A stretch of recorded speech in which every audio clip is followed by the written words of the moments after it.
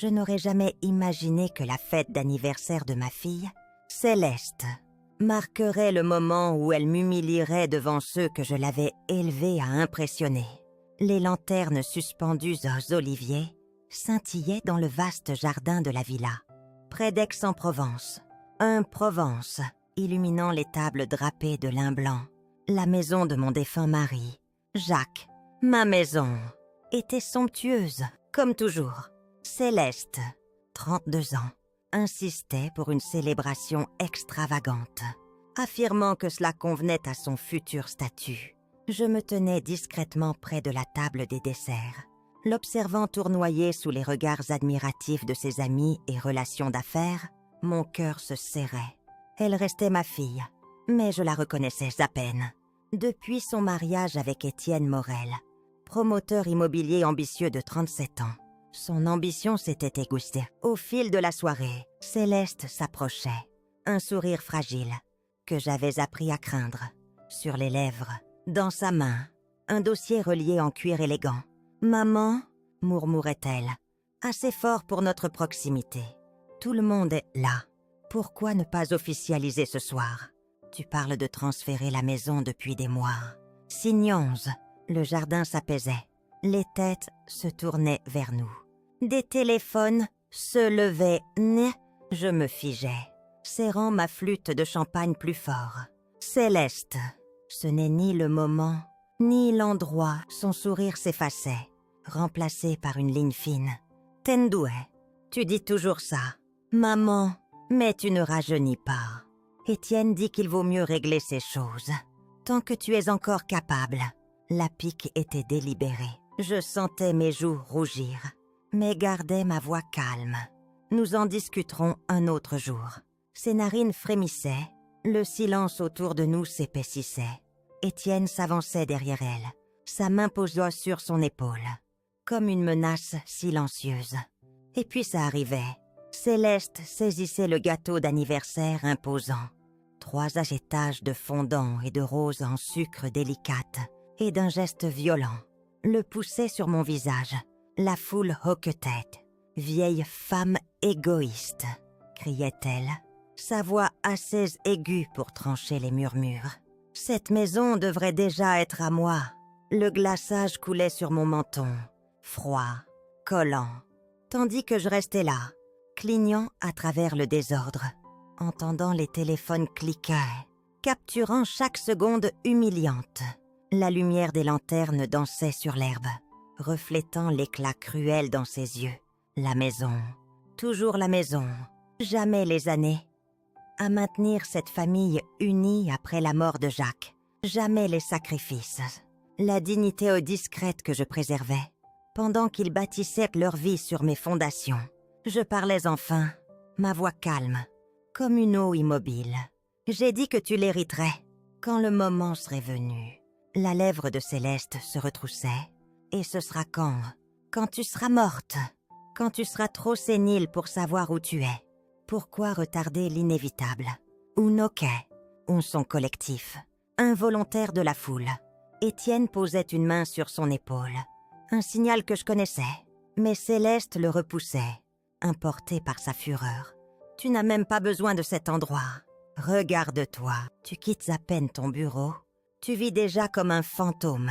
Les mots auraient dû blesser, peut-être autrefois. Mais maintenant, je me sentais juste fatiguée. Pas faible, fatiguée des faux-semblants, des jeux masqués par des sourires et des compliments détournés.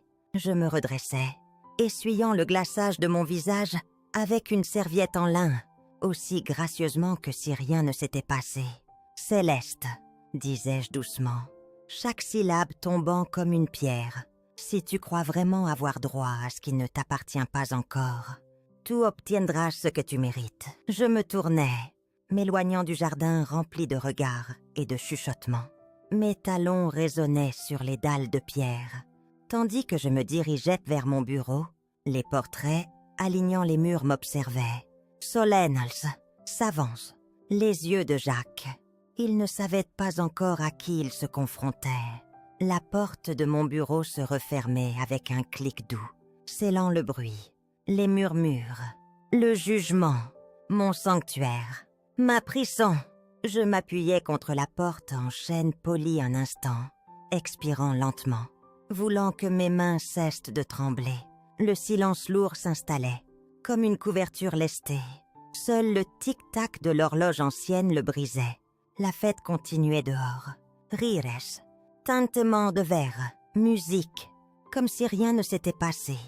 Comme si ma fille n'avait pas tenté de me déshonorer publiquement, pour me forcer à tout céder. Je marchais vers le miroir au-dessus de la cheminée.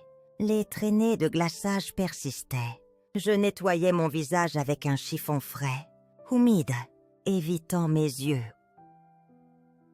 longtemps que possible. Mais finalement, je regardais. Là, Marguerite Dubois, 68 ans, veuve, matriarche, seule. Comment en était-on arrivé là? Sur le mur près du miroir, des portraits de famille étaient accrochés. Céleste, adolescente en tenue d'équitation, la main fière de son père sur son épaule. Elle était toujours sa préférée, sa précieuse petite fille. Cela ne m'avait jamais dérangée. À l'époque, elle était douce, reconnaissante. Mais quelque chose avait changé. Après son mariage avec Étienne, je ne l'aimais pas. La façon dont il évaluait la villa lors de sa première visite, s'émerveillant plus de la propriété que de ma fille. Ces questions, posées avec nonchalance, revenaient toujours au bien, aux actifs, au compte. Je voyais son ambition dès lors. Mais Céleste parlait d'élan, de stratégie, d'ingéniosité. Maintenant, je voyais qu'il était simplement calculateur, et ses calculs avaient contaminé ma fille. La bouilloire sifflait, interrompant mes pensées. Je me versais une tasse, le cliquetis léger de la porcelaine. Camomille. J'avais besoin de calme. Assise dans mon vieux fauteuil, je fixais les portraits un moment. Les yeux de Jacques me regardaient. Stables, protecteur. Que ferais-tu, Jacques? Demandai-je en silence. Que lui dirais-tu? Aucune réponse ne venait, seulement le tic-tac de l'horloge et les échos lointains que de la fête. Il pensait pouvoir me briser ce soir, m'humilier, m'écoincer, utiliser mon amour comme levier. Je sirotais mon thé, laissant l'amertume m'ancrer. Non, Marguerite, tu n'es pas brisée. Tu n'as pas fini. Pas encore. Le lendemain matin, Céleste arrivait dans le solarium déjà chaud de la villa, soigneusement vêtue, une blouse bleu pâle, sans bijoux, cheveux légèrement relevés, comme pour paraître douce, repentante. Je savais mieux. « Maman, disait-elle doucement, pouvons-nous parler ?» Je désignais le fauteuil en osier en face, sans un mot. Mon thé était prêt, 2 tasses. Je m'y attendais. Elle s'asseyait, croisant délicatement les jambes. Une pause étudiée planait entre nous. Puis le jeu commençait. Je voulais m'excuser pour hier soir, disait-elle, la voix tremblante juste assez. C'est allé trop loin. Je ne voulais pas que ça aille si loin. Je sirotais mon thé, laissant ses mots flotter, sans répondre. Elle s'agitait sous mon silence. « Tu dois comprendre », continuait-elle, la voix glissant dans ce ton doux, manipulateur, que je connaissais trop bien. Nous sommes juste inquiets pour toi, pour ta santé, pour la charge que représente tout cela. Voilà, la mise en place. Tu as été si forte si longtemps. Maman, disait-elle, tendant la main vers la mienne. Je la laissais la prendre, bien que tout en moi voulût me retirer. Mais peut-être est-il temps de laisser quelqu'un aider. Tu ne devrais plus porter ce fardeau. Les mots d'Étienne résonnaient. Tu ne rajeunis pas. Et quel genre d'aide envisages-tu? Demandai-je calmement, l'observant attentivement. Elle souriait, ce sourire crispé, paternaliste, qu'elle utilisait quand elle se croyait maligne. Étienne. Étienne et moi avons parlé à des conseillers financiers, des planificateurs successoraux. Nous pourrions gérer les choses, alléger le stress, gérer la paperasse, la propriété. Voilà la vraie raison de sa visite. Je me penchais en arrière, tenant ma tasse de thé. La propriété. Oui, disait-elle vite. Nous ne voulons rien te prendre, juste sécuriser pour la famille, pour l'avenir. Tu pourrais te concentrer sur ta vie, voyager, te reposer, voir tes amis. La désinvolture avec laquelle elle vendait ma reddition me retournait l'estomac, comme si j'étais une enfant qu'on persuade de donner son argent de poche. Je forçais un sourire doux. C'est très attentionné. Ma chère, le soulagement traversait son visage. Elle pensait que je cédais, mais j'ai géré cette vie-là pendant plus de 40 ans. Continuai-je, et je pense pouvoir encore m'en occuper. Son sourire vacillait, ses doigts se crispant sur la tasse en porcelaine. Maman, nous pensons juste à long terme. Étienne connaît des gens. Nous pourrions simplifier. Je posais ma tasse doucement. Tu te souciais tant de moi. Céleste, je l'apprécie. Elle clignait, incertaine de la tournure. Parlons-en plus tard, disais-je, le ton léger. Mais pas aujourd'hui. J'ai besoin d'air. Je me levai. La conversation était close. Pour l'instant, mais la bataille commençait. À peine midi, j'entendais leur voix. J'étais entrée dans le couloir pour prendre un livre dans la bibliothèque. La porte du bureau du rez-de-chaussée était entr'ouverte. Je n'étais pas censée être là. Du moins le pensaient-ils. Leur voix flottait. Basses, urgentes. Nous devons agir vite. Étienne, murmurait Céleste. Elle est plus têtue que prévu. La voix d'Étienne était vive. C'est pourquoi nous devons impliquer le docteur Lambert. S'il la déclare mentalement inapte, c'est fini. Pas besoin de sa signature. Plus de retard. Ce sera propre. Mon pouls s'accélérait, mais je restais immobile. Et il est prêt, demandait Céleste. Bien sûr, nous payons sa clinique depuis 2 ans. Il rédigera l'évaluation nécessaire. Une pause, puis le rire d'Étienne. Plus tôt nous aurons l'acte. Plus tôt nous vendrons. Avec ce marché, nous pourrions dégager 2 millions avant la fin de l'année. Effacer mes dettes. La voix de Céleste baissait. Et maman n'aura plus à s'inquiéter. Une fois déclarée inapte, le tribunal nous donnera le contrôle total. Nous la placerons dans une résidence de luxe à Saint-Rémy. Elle sera confortable. Plus de disputes. L'audace. L'arrogance pure me faisait presque octeur. Mais je restais figée, ma main serrant le bord de l'étagère. Je ne pouvais faire un bruit. Pas encore. Pas avant d'en savoir plus. La voix d'Étienne devenait froide. Nous devons préparer la paperasse avant qu'elle ne change d'avis encore. Et garde-la convaincue que nous sommes de son côté. Jusqu'à ce que ce soit fait. Ne l'effraie pas. Céleste soupirait. Je peux la gérer. Elle pense encore que je m'en soucie. Je reculais lentement de la porte, chaque pas prudent, évitant les craquements du parquet. À l'extrémité du couloir, je respirais enfin. Il voulait me faire déclarer inapte, ma propre fille. Pendant des années, je m'étais persuadée que l'égoïsme de Céleste était de l'immaturité, qu'elle mûrirait. Mais c'était une trahison. Je retournais au bureau, fermais la porte doucement, m'asseyais à mon bureau, mes mains tremblaient, non de pur, mais de la clarté qui me traversait.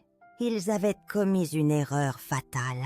Ils pensaient que j'étais une vieille femme fragile, mais ils ne savaient pas à qui ils se confrontaient. Le lendemain, je ne me permettais pas la rage. La colère, je le savais, était inutile sans but. J'avais besoin de clarté, d'alliés. Je saisis le téléphone sur ma table de nuit. Son combiné ousait frais dans ma main. Mes doigts hésitaient sur le numéro familier. Je n'avais pas appelé Geneviève depuis des mois, non par éloignement, mais parce qu'elle respectait mon besoin de solitude. Sa voix répondait à la deuxième sonnerie, chaude, stable. Marguerite, mon Dieu, ça fait trop longtemps. Je laissais échapper un souffle discret. Geneviève, ma chère, as-tu du temps pour une discussion privée? Bien sûr. Vas-tu bien? Je marquais une pause. Pas tout à fait. J'ai besoin de tes conseils. Son ton changeait, s'aiguisant. Où nous rencontrons-nous? Pas ici. Trop d'oreilles dans cette maison. Je jetai un regard instinctif vers le couloir. Le petit café dans le panier. À Marseille, midi. Je serai là. Le café était presque vide à mon arrivée, sauf pour 2 vieillards jouant aux échecs dans un coin. Je choisissais une table près de la fenêtre. En quelques minutes, Geneviève apparaissait, glissant par la porte avec son élégance discrète, boucles d'oreilles en perles. Manteau gris taillé, yeux vifs, ne manquant rien. Elle s'asseyait en face, croisant les mains. « Raconte-moi tout. » Je n'hésitais pas. Je débitais tout. La scène à la fête, la visite de Céleste et surtout, la conversation entendue dans le bureau. Geneviève écoutait sans interrompre, ses lèvres pinçaient, tandis que l'histoire se déroulait. Quand je finissais, son expression était froide, mesurée. « Ils ne jouent plus, » disais-je doucement. « Ils veulent Geneviève hochait la tête. « Et vite, s'il parle déjà à un médecin prêt à signer une déclaration d'inaptitude. Tu as peu de temps. » Je serrai mes mains autour de ma tasse de café, m'ancrant dans sa chaleur. Je dois agir. Avant eux, Geneviève se penchait en avant. Tu as besoin de preuves, solides, irréfutables, qu'ils conspirent pour te priver de tes droits. Discrètement, un silence. La dernière chose à faire est de les alerter trop tôt. Je croisais son regard. J'espérais que tu dirais ça. Ses yeux s'adoucissaient un instant, l'amitié ancienne scintillant. Tu as toujours eu une force discrète, Marguerite. Mais cela demande plus que de la force. Cela demande de la précision. Je hochais la tête. Je suis prête. Geneviève expirait, passant à l'esprit méthodique qui avait présidé tant de salles d'audience. Tu as besoin d'un détective privé, discrète. Je souriais faiblement. Je pourrais connaître quelqu'un. Geneviève rendait mon sourire. Sa voix stable. Bien, mais souviens-toi, joue le rôle qu'ils attendent. Fragile, reconnaissante, impuissante. J'ai été sous-estimée toute ma vie, disais-je calmement. Je sais porter ce visage. Geneviève posait sa main sur la mienne. Alors assurons-nous qu'il le regrette. Dehors, le vin portait les premiers signes de l'automne. À l'intérieur, je ressentais quelque chose d'oublié. Le contrôle. 2 jours plus tard, je rencontrai Monsieur Lefebvre, dans un coin discret d'un hôtel modeste, loin d'Aix-en-Provence, assez éloigné pour l'intimité. Il était tel que Geneviève l'avait décrit. Calme, discrète, le genre d'homme qui écoute avant de parler. Je choisissais cet hôtel, loin des regards familiers. Il sirotait son café noir, jetant un œil au dossier que je lui tendais. Votre ami m'a donné des antécédents. Madame Dubois. Mais ceci, il tapotait le dossier. Comble bien des lacunes. À l'intérieur, des copies de transactions financières récentes. Des transferts suspects initiés par Céleste et les entreprises ratées d'Étienne, qui saignaient de l'argent. Ils veulent ma villa, disais-je franchement. Et ils sont prêts à mentir, à prétendre que je suis inapte.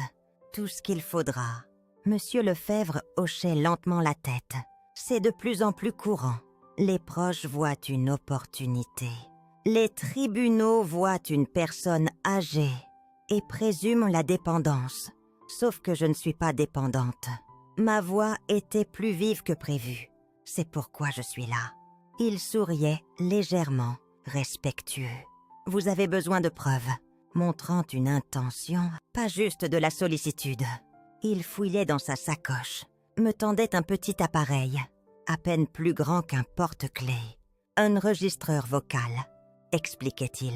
Légal pour usage personnel ici, tant qu'une partie sait qu'elle est enregistrée. Cette partie, c'est vous. Je le tournais dans ma main, si petit, si banal, pourtant capable de tout démanteler. Enregistrer chaque conversation pertinente, continuait-il. S'il mentionne des plans, des finances, le médecin, n'importe quoi, faites-les parler, restez calme. Plus vous êtes naturel, plus ils révéleront. Et le médecin, demandai-je. Je m'en occupe. Son lien avec votre gendre et probablement documenté. Payments, références, conflits d'intérêts, je le fixais. Cet étranger, posant calmement les briques de ma défense. Ce n'était pas ainsi que j'imaginais protéger ma maison à 68 ans. Mais j'y étais. Et le coup, demandai-je, stable. Il souriait, avec une touche d'humour. Disons un tarif amical. Votre amie avocate a déjà arrangé l'essentiel. J'expirais lentement. La gratitude me se rend de la gorge. Mais je gardais ma contenance. Merci, monsieur Lefebvre. Je n'ai pas l'intention de perdre cette vie-là. Pas pour eux. Vous ne le ferez pas, disait-il simplement. Tant que vous êtes prête à vous battre. Je quittais l'hôtel avec l'enregistreur rangé dans mon sac. Mais pas plus lourd. Non de peur, mais du poids de savoir que tout avait changé. L'horloge tournait. Il pensait que je céderais. Au lieu de cela, je commençais à peine. Une semaine plus tard, tout frémissait sous la surface. J'envoyais une invitation. Un message simple via l'assistante de Céleste. Un dîner discret à la villa. Décontracté, chaleureux, comme prévu. Ils acceptaient immédiatement. Ce soir-là, ils arrivaient tout sourire. Trop polis. Étienne portait une bouteille de vin coûteux, comme une offrande à un temple qu'il prévoyait de détruire. Céleste m'embrassait la joue, comme si rien ne s'était passé. « Maman, tu as l'air en forme », disait-elle, avec ce ton faussement joyeux, devenu sa marque. Je souriais doucement. « Merci, ma chère, j'essaie de mieux prendre soin de moi, moins de stress. » Étienne riait, poussant le vin. C'est exactement pourquoi nous voulons t'aider avec les choses lourdes. Déjà à remettre ça, il ne pouvait attendre 5 minutes. Je les guidais vers la salle à manger, où j'avais préparé leur plat préféré. Un rappel subtil de qui tenait encore cette maison. Rôti de bœuf, carottes glacées au miel, pain fry. La table brillait sous la lumière douce. Nous mangions. Discussions. Céleste gardait la conversation légère. Projet de vacances. Un nouveau décorateur. Un gala de charité. Mais le courant sous-jacent restait. Une aisance répétée. Comme s'il me calmait, avant d'abaisser le filet. Après le dessert, Étienne abordait prudemment. « Alors, maman, as-tu réfléchi au papier de transfert dont nous avons parlé ?» Je posais ma fourchette, pliais ma serviette sur mes genoux, hochais doucement de la tête. « Oui, ma chère, j'y ai pensé. » Je laissais ma voix trembler juste assez. « Vous êtes si gentil de penser à mon bien-être. C'est écrasant. Je ne sais même pas par où commencer avec ces documents. » Étienne se penchait, les yeux brillants d'une victoire anticipée. « C'est pourquoi nous sommes là. Nous pouvons tout expliquer. Tu n'auras à t'inquiéter de rien. » Céleste ajoutait, serrant ma main, « Nous voulons que tu profites de la vie. » Maman, libre de ses responsabilités compliquées, je baissais le regard, clignant, comme retenant des larmes de gratitude. « Vous avez raison. Je suppose qu'il est temps avant que je commence à oublier. » Comme ton père à la fin, la lueur de satisfaction dans les yeux d'Étienne me rendait presque malade. Il croyait que je mollissais. Je touchais le bras de Céleste. « Mais ne nous précipitons pas. Ma chérie, je veux tout examiner soigneusement avant de signer quoi que ce soit. Tu sais que ton père m'a appris à être minutieuse. » Étienne gardait son sourire, mais je voyais la tension dans sa mâchoire. « Bien sûr. Prends ton temps, nous ferons envoyer les brouillons par notre avocat. » Céleste ajoutait vite, et nous nous assurerons que tout soit simple. Tu n'auras pas à lire des piles de paperasse. Je souriais, feignant le réconfort. C'est très attentionné. Nous finissions la soirée avec du café. Des bavardages, je leur offrais des pâtisseries à emporter, comme une mère cherchant à plaire, en les regardant partir vers leur voiture. Étienne avec un bras autour de Céleste. Je gardais mon sourire doux, jusqu'à ce que leur feu arrière disparaisse. Alors seulement, je laissais mon visage se durcir. Ils voyaient ce qu'ils voulaient, une vieille femme reconnaissante, pliant sous leur manipulation. Mais ils n'avaient pas vu ce qui venait, et cela me rendait dangereuse. 3 jours plus tard, Une lettre arrivait, par coursier, remise en main propre, comme pour l'officialiser. L'enveloppe épaisse, frappée du nom d'un cabinet d'avocats inconnus. Une connexion d'Étienne. Sans doute, je l'ouvrais calmement, bien que mes mains voulussent trembler. À l'intérieur, des documents complets. Transfert de propriété, autorisation d'acte, procurations financières, toutes préparées, attendant ma signature. Et là, les signatures de Céleste et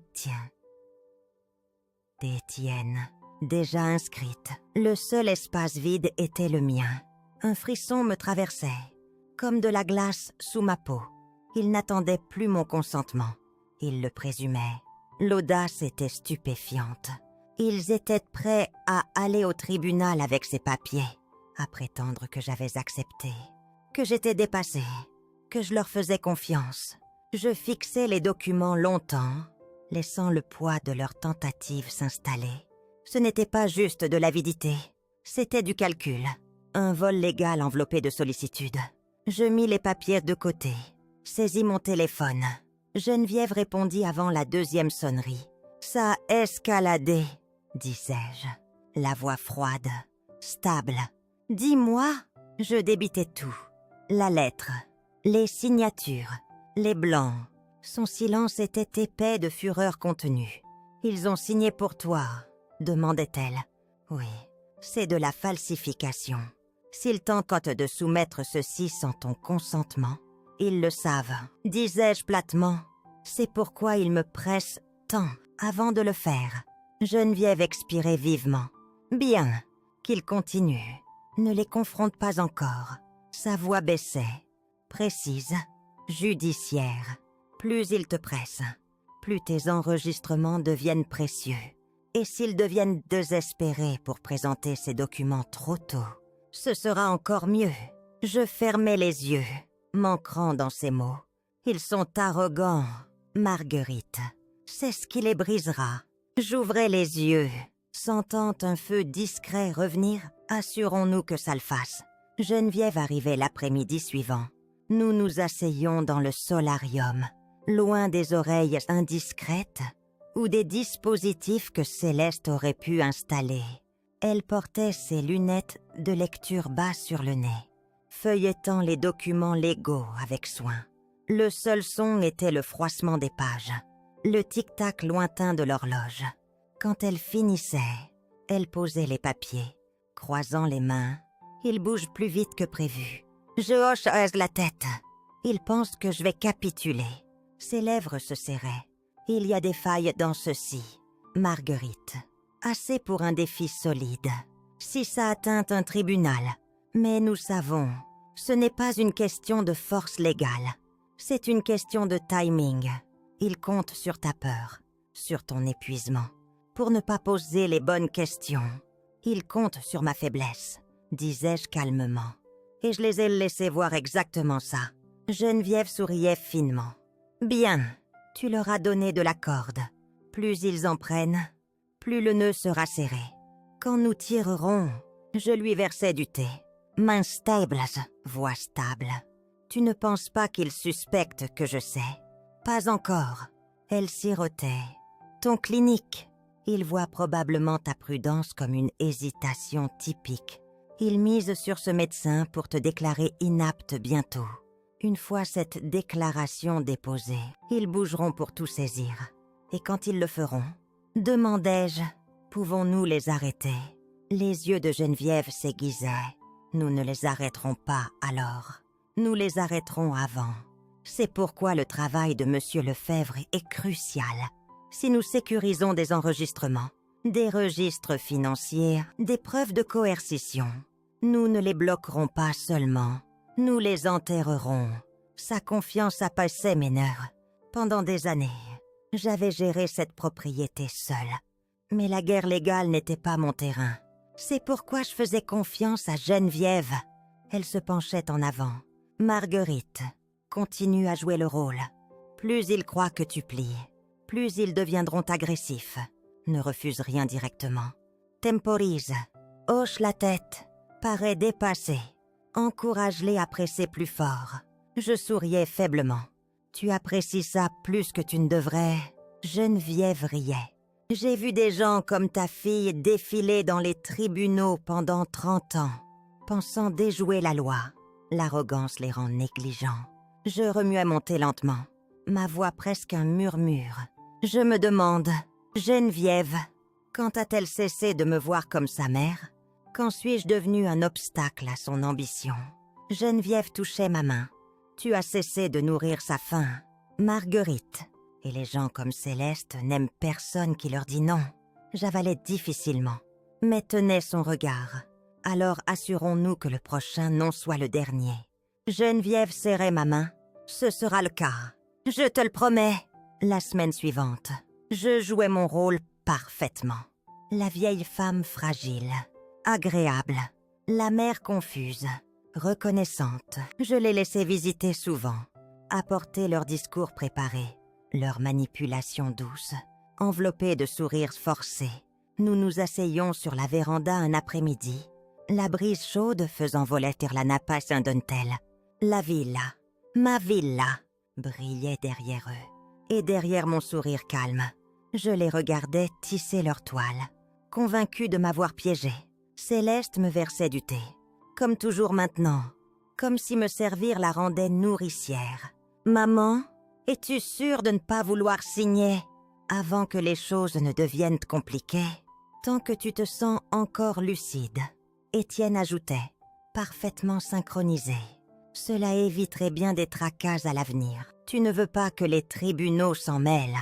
Ils rendent désagréable. Je sirotage mon thé, gardant ma voix légère. Bien sûr, ma chère, mais j'aimerais consulter mon conseiller financier d'abord, juste pour être sûr. Une lueur passait dans les yeux d'Étienne. Il n'aimait pas cette réponse, mais restait trop confiant pour insister. « Oh, bien sûr !» disait Céleste vite, lissant les choses. « Prends ton temps. Maman, nous voulons ce qu'il y a de mieux. » L'enregistreur derrière ma chaise captait chaque mot. Il voulait me presser, créer une urgence factice. C'est pourquoi il revenait sans cesse, rôdante, laissant des allusions sur mes facultés déclinantes. Chaque fois qu'il le répétait, chaque fois qu'il se laissait aller, cela renforçait les preuves, et je les laissais faire. Je feignais même une confusion une fois, oubliant quel dossier il m'avait demandé. Céleste sautait sur l'occasion pour offrir son aide, Étienne me corrigeant, comme si j'étais une enfant égarée. Tout était enregistré, chaque regard condescendant, chaque menace voilée sous une sollicitude polie. Le jeu était simple, les laisser croire qu'ils se rapprochaient, qu'ils avaient presque gagné. Plus la corde était longue, plus le claquement serait fort. Cette nuit-là, après leur départ, la villa retombait dans son silence profond. Familia. J'allais à la bibliothèque. Le feu crépitait doucement, projetant des ombres sur les étagères. Je me tenais devant la grande bibliothèque, mes doigts traçant les dos des vieux volumes, jusqu'à trouver les journaux de Jacques. 3 livres épais, reliés en cuir, Ouzès, mais préservés. Il les avait tenus méticuleusement. Jusqu'à ces derniers mois, je les portais à la chaise de lecture. Ouvrais le premier. Son écriture stable, propre, comme dans mes souvenirs. Céleste m'inquiète. Elle est intelligente, mais trop éblouie par la richesse. Étienne l'encourage. Je le vois dans sa façon de la flatter, suggérant qu'elle mérite plus. Je crains où cela mènera. Après mon départ, je relisais, laissant les mots m'imprégner, comme une eau froide. Jacques l'avait vu venir. Même alors, je dois reparler à Marguerite de protection légale. La villa est à nos 2 noms, mais je m'inquiète de ce qu'Étienne pourrait tenter. Marguerite fait trop confiance. Quand il s'agit de la famille, elle croit que l'amour l'emporte sur l'avidité. Je prie qu'elle ait raison, mais je dois prévoir. Au cas où, je tournais les pages, les dates approchant l'année de sa mort, son écriture plus hâtive vers la fin, mais ses préoccupations inchangées. Si Marguerite doit leur faire face seule, j'espère qu'elle se souviendra. Le silence n'est pas faiblesse, le calme n'est pas impuissance. La patience gagne les guerres. Le poids de ces mots pressait ma poitrine. Je passai ma main sur la page. Comme le touchant une dernière fois, j'avais été patiente pendant des années. Pour Céleste, pour la paix. Mais cette paix s'était muée en poison discret. Maintenant, je sentais quelque chose de plus fort sous mon chagrin. Pas de la rage, mais de la résolution. Je n'avais pas peur de perdre cette vie-là. J'en avais fini de me perdre moi-même. Je feuilletais à la fin du journal une note griffonnée, comme un message d'adieu. S'ils essaient de prendre ce que nous avons construit. Ne mendiez pas, ne suppliez pas. Montre-leur qui tu es. Un souffle lent remplissait mes poumons. Mes mains cessaient de trembler. Mon esprit était... était... clair. Il pensait que j'étais fragile, que les années m'avaient vidée. Mais il ne savait pas où résidait ma vraie force. Jacques le savait. Je reposais les journaux sur l'étagère, lissante mon blouse, en me levant. « Merci, mon amour », murmurai-je dans le silence. Maintenant, je sais ce que je dois faire. La guerre n'était plus à venir. Elle était là. Monsieur Lefebvre m'appelait 2 jours plus tard. « Madame Dubois », commençait-il, la voix calme, mais bordée d'urgence. « Vous voudrez entendre ce que j'ai trouvé. » Je le rencontrai à l'hôtel Carlton. Même box d'angle, même musique discrète. Cette fois, santé ni plaisanterie, seulement une attention aiguisée. Il glissait un dossier fin sur la table. La situation de votre gendre est plus précaire que vous ne l'imaginiez. J'ouvrais. Ces découvertes organisées, relevés de comptes, contrats immobiliers, accords de prêt. Chaque page criait un mot. Désespoir. Le projet Colline d'Azur, demandai-je. Il hochait la tête. Ils perdent de l'argent. Étienne a surendetter le projet, empruntant contre tous leurs actifs. Prêteurs privés. Pas seulement les banques. Prêts à haut intérêt. Investisseurs discrets qui ne toléreront pas un défaut. Je feuilletais, mon estomac se serrant. Si Colline d'Azur s'effondre, ils perdent tout. La maison, leur voiture, leur compte, et ma villa serait leur seul filet de sécurité. Exactement. Il se penchait. C'est pourquoi Étienne pousse Céleste si fort. S'ils contrôlent votre propriété avant l'effondrement, ils la vendront vite. Argent rapide. Ils n'essaient pas de vous protéger. Madame Dubois, ils essaient de survivre. Je fermais le dossier lentement, absorbant chaque mot. Ils ont déjà un acheteur potentiel pour la villa, ajoutait Monsieur Lefebvre. Un promoteur avec des plans pour diviser la propriété. Les papiers sont prêts pour un transfert rapide. Dès que votre nom est hors de l'acte, mon estomac se retournait. Pas juste la villa, notre villa. Celle que Jacques avait bâtie, les jardins qu'il avait plantés, la bibliothèque qu'il avait conçue, racée pour le profit. Mais sous la douleur, je ressentais de la clarté. Ils bougent vite, parce qu'ils ont peur, disais-je doucement. Ils savent que le temps joue contre eux. Le désespoir engendre des erreurs, répondait Lefebvre. Et vous leur donnez juste assez de cordes pour serrer leurs nœuds. Je croisais son regard fermement. Je veux que tout soit documenté. Chaque appel, chaque réunion, un dossier si étanche qu'il les écrasera quand ils demanderont une tutelle. Vous l'aurez, m'assurait-il. Mon équipe surveille déjà les finances d'Étienne. Nous enregistrons aussi ses conversations avec ses associés. Il devient négligent. Je me permettais un sourire amer, discrète. Et Céleste, jouant la file aimante. Mais elle s'impatiente. La peur d'Étienne déteint sur elle. Elle cache mal. Je me penchais en arrière, mon esprit assemblant les prochains mouvements. Alors, restons patientes. Laissons-les pousser plus fort. Oui, acquiesçait Monsieur Lefebvre. Plus ils pensent être proches, plus ils deviendront imprudents. Nous nous levions, séparément. En sortant dans l'air frais de l'automne, j'inspirais profondément.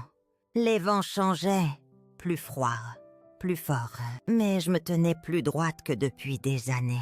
Pendant longtemps, j'avais été leur mère discrète, conciliante, celle qu'il pensait faire plier. Mais je ne pliais pas. J'attendais. Et bientôt, ils apprendraient la différence. La nuit où je passais à l'action était calme. Sans fanfare, sans confrontation. Juste des mains stolles, une bulle claire. Les documents reposaient sur le bureau en chêne massif, dans le bureau privé de Geneviève. L'air sentait le vieux papier, le bois poli, un notaire assis d'un côté, feuilletant chaque page soigneusement. Tandis que nous avancions, méthodiques, sans hâte, Geneviève se tenait derrière moi, sa présence calme, stable. Cette structure est blindée. Marguerite, ils ne pourront toucher une brique. Une fois déposée, je hochais la tête, exactement comme prévu.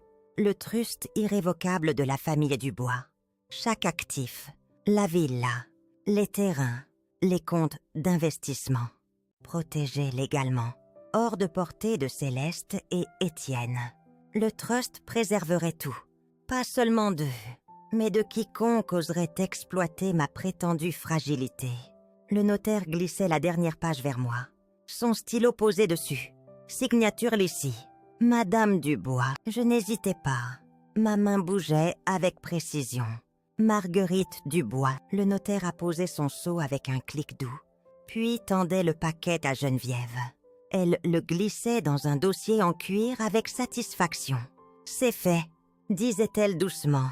Effectif immédiatement. Vous êtes la seule fiduciaire. Aucun successeur à signer.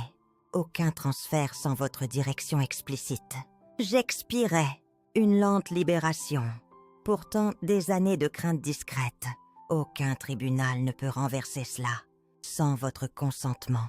Il devrait prouver fraude, coercition ou incompétence avant la signature d'aujourd'hui, m'assurait-elle.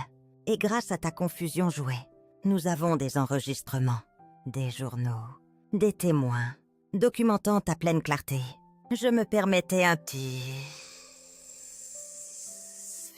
sourire. Il pensait que je faiblissais. Et chaque fois que je hochais la tête, je resserrais les murs autour d'eux. Geneviève rendait mon sourire, ses yeux brillants de fierté. Tu as joué mieux que la plupart des avocats. Marguerite, ce n'était jamais un jeu, répondais-je. C'est ma maison. Elle fermait le dossier, le tapotait doucement. Maintenant, nous attendons. Au moment où ils déposeront leur pétition de tutelle, nous exposerons tout ce qu'ils ont fait. Et les affaires d'Étienne seront bien plus dommageables au tribunal que leurs fausses revendications sur ta santé. Le notaire s'excusait discrètement, nous laissant seuls. L'horloge tic-taquait sur le mur. Je m'adossais, laissant la finalité s'installer. Pendant des mois, j'avais enduré leur manipulation, leur gentillesse mise en scène, leur pitié répétée. Ils pensaient m'avoir brisé, que la villa était déjà à eux. Maintenant, ils ne la toucheraient jamais. Et bientôt, ils seraient exposés pour ce qu'ils étaient. Je regardais Geneviève, stable à mes côtés. Voyons à quel point ils sont courageux. Quand les papiers arriveront, disais-je doucement. Geneviève souriait, les yeux vifs comme du verre. Oh, ils viendront en courant, et ils ne le verront pas venir. Dehors, par la fenêtre, les feuilles bruissaient contre les grilles en fer, scellant la propriété. Pour la première fois depuis longtemps, je me sentais intouchable.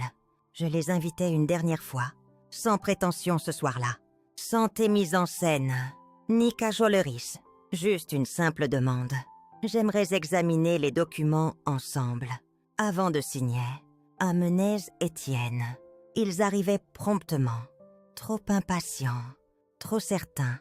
Céleste portait cette même confiance polie, vouée à la fête, qui me faisait autrefois douter. Pas ce soir. Étienne se tenait à ses côtés, composait. Comme un homme convaincu que la ligne d'arrivée était proche, nous nous rencontrions dans la bibliothèque de la villa. Les étagères en chêne. La lampe Tiffany. La vue sur les champs de lavande. Céleste souriait doucement. « Maman, tu es ravissante ce soir. Es-tu prête à examiner la paperasse ?» Je rendais son sourire. Calme, chaleureux. Égal. En fait, je pensais examiner autre chose d'abord. Le front d'Étienne se plissait. Autre chose. Je posais l'enregistreur noir sur la table. Vous vous en souvenez peut-être. J'appuyais sur lecture. Leur voix emplissait la pièce. Nettes, claires. La conversation du bureau se jouait. Si nous attendons, elle pourrait trouver un autre conseil. Le docteur Lambert est prêt à faire l'évaluation. Une fois qu'elle est inapte, nous contrôlons tout. Arrangez ça. Le visage de Céleste se vidait de couleur. La mâchoire d'Étienne se verrouillait. Je laissais jouer un moment. Avant d'éteindre, le silence était suffocant. « J'ai hâte beaucoup de choses pour vous », disais-je doucement. Une mère, un filet de sécurité, une folle, peut-être. Mais ce que je ne suis pas, c'est impuissante. Céleste bégayait, la voix tendue. « Maman, cette conversation est sortie de son contexte. Je finissais pour elle, et légalement enregistrée dans ma propre maison. » Étienne tentait de reprendre le contrôle. « Vous ne comprenez pas la position dans laquelle nous sommes. Nous protégions la propriété familiale. »« Non, » disais-je calmement. « Vous essayez de vous sauver de votre désastre financier. Colline d'Azur échoue. Étienne, vos prêteurs rôdent. Et vous m'avez vu. Cette villa, comme votre dernière option. » Céleste secouait la tête, la voix tremblante. « Tu ne sais pas de quoi tu parles. » Je me penchais en avant, ma voix stable, presque gentille. « Je sais tout. Les prêts privés, les comptes cachés, l'accord de vente en attente pour cette villa. Vous avez été très occupés dans mon dos. » Il se figeait, aucun ne parlait. Je laissais la pause s'étirer, les forçant à s'asseoir dans leur effilochage. « Effectif la semaine dernière, continuai-je. Toute cette propriété, chaque actif a été placé dans un trust irrévocable. Vous n'avez aucune revendication, aucun chemin, aucun héritage. » Le masque d'Étienne craquait, la colère montant. « Vous ne pouvez pas faire ça. Vous n'êtes pas compétente. » Je finissais doucement, verrouillant mon regard. C'était votre espoir. N'est-ce pas une fausse déclaration d'incompétence? Un médecin soudoyé pour signer ce que vous ne pouviez gagner. Je marquais une pause, ma voix plus basse. Vous aviez tort. Céleste craquait, des larmes coulant. Sa voix suppliante. « Maman, s'il te plaît, nous ne voulions pas. Nous pensions juste. » Je secouais la tête, la voix douce, mais inflexible. « Non, Céleste, tu pensais que j'étais faible, et tu m'as montré qui tu es. » L'air s'épaississait. Il ne savait pas encore. Mais le pire arrivait. Je laissais le silence planer, assez pour que les larmes de Céleste deviennent des gémissements, pour qu'Étienne calcule une sortie sans issue. Puis, doucement, j'ajoutais le coup final. J'ai tout signalé aux autorités. La tête d'Étienne se relevait. Quoi? Sa voix craquait, perdant son vernis. Le visage de Céleste se tordait. « Maman, tu as appelé la police. » Je les regardais, sans haine, ni colère, seulement avec la certitude d'une femme ayant embrassé son pouvoir. « Oui. » Ma voix restait un murmure. J'ai fourni les enregistrements, les registres financiers, chaque document rassemblé par Monsieur Lefebvre. Vous n'avez pas juste tenté de me manipuler. Vous avez commis une fraude, conspiré pour me déclarer inapte pour un gain financier. C'est un abus sur personne âgée, selon la loi, et cela a des conséquences. Étienne se levait, arpentante, comme un animal acculé. Vous ne comprenez pas ce que vous faites. Non, Étienne. Je gardais mon ton égal. Pour la première fois, je comprends exactement ce que je fais. Un coup frappait à la porte d'entrée, tranchant la tension, comme une lame. Il se figeait. Un autre coup, plus forte. Maria, attendant dans le couloir, ouvrait la porte. 2 officiers en uniforme entraient, suivis d'un détective en civil, professionnel. Calme, efficace. Madame Dubois, demandait le détective poliment. Nous sommes ici concernant votre plainte. Je me levai. Main stable, oui, détective. Ils sont ici. Je désignais Céleste et Étienne. Le visage d'Étienne blanchissait. Vous ne pouvez pas être sérieuse. Vous ne pouvez pas nous arrêter pour ça. Le détective s'avançait, ferme. Monsieur Morel, vous êtes détenu pour interrogatoire. Suspicion de fraude, exploitation financière, conspiration d'abus sur personnes âgées. Tandis que l'officier lisait ses droits, Étienne bégayait, sa voix montant dans le désespoir. C'est une horreur. Tout est mensonge. Vous le regretterez. Le détective soulevait l'enregistreur. Nous avons des heures de vos propres mots. Ça parlera. Céleste craquait, tombant à genoux près de ma chaise, s'agrippant à ma main. Maman, s'il te plaît, ne fais pas ça. Je ne voulais pas que ça aille si loin. Étienne m'a forcé. Je baissai les yeux sur elle, sans retirer ma main, mais sans offrir de réconfort. Tu as fait tes choix. Céleste, tu avais des chances de t'arrêter. Tu ne l'as pas fait. Des larmes coulaient, tandis que les officiers la relevaient, menottant ses poignaises. Dehors, des voisins se rassemblaient, les chuchotements se répandant, des téléphones levés, capturant la chute. Le détective se tournait vers moi. Nous vous tiendrons informés, Madame Dubois. Votre avocate recevra toutes les déclarations. Merci, détective, disais-je calmement, tandis que les officiers les faisaient sortir. Étienne criant, Céleste sanglotant. Je restais immobile, mains croisées, respirant l'air vif du soir, par la porte ouverte. Pendant des années, ils avaient rôdé autour de cette villa, comme des vautours. Ces soirs, je les enterrais avec leur propre avidité. Les lumières bleues clignotaient sur la pelouse, en pulsations froides, rythmiques. Je me tenais en haut des marches, regardant la scène avec une paix troublante. Les voisins sortaient, comme prévu. Monsieur et Madame Lefort, de la maison d'à côté, se serraient près de leur portail, chuchotant derrière leurs mains. Plus loin, les Brunet près de leur boîte aux lettres, leur fils adolescent levant son téléphone, enregistrant. Les jumelles Vidal se penchaient depuis leur balcon, échangeant des regards écarquillés. Ce n'était pas juste du commérage, c'était un scandale. La file dorée et son mari charmant, traînés hors de la villa dont ils se vantaient d'hériter. Le spectacle dépassait tout ce que le club de lecture du quartier aurait pu rêver. La voix d'Étienne portait dans l'allée, tandis qu'on le chargeait dans la voiture. C'est une erreur, tout est mensonge, vous le regretterez. Mais sa voix était faible, étranglée. Céleste, sanglotant sans contrôle, parvenait à peine à tenir debout, tandis qu'on la guidait dans le second véhicule. Son mascara coulait, tachant la blouse blanche coûteuse, choisie pour sa réunion de victoire. Je restais immobile, colonne droite, mains croisées, comme si j'accueillais des invités à une garden party, plutôt qu'un règlement de compte public. Maria apparaissait à mes côtés. Sa voix basse, « Voulez-vous que je ferme la porte ?»« Madame, pas encore, » répondais-je. « Laissez-les voir. » Elle hochait la tête, comprenant sans explication. Pendant des années, j'avais laissé mon silence passer pour de la faiblesse. Ces soirs, tout le quartier voyait leur erreur. Les détectives s'avançaient vers moi.